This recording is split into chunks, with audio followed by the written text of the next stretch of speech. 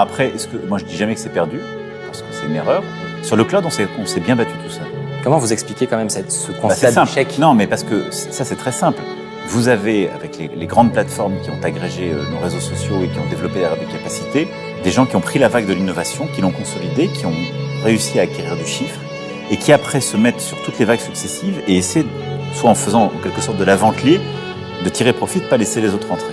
Super pour eux, très bien, il faut aussi qu'on en profite, que ça nous fasse de la croissance. Mais nous, il faut qu'on se dise sur quel bloc on doit avoir de la souveraineté et comment avoir des acteurs qui prennent la suite. Sur le cloud, la France s'est battue toute seule. Moi, je l'assume totalement, je pense qu'on avait raison de se battre. Est-ce que c'est totalement perdu? Ce sera très dur.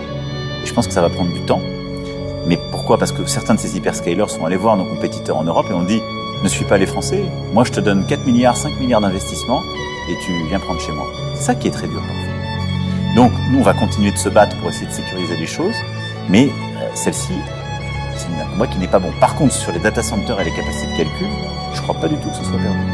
Pourquoi? Parce qu'il y a exactement ce que vous disiez.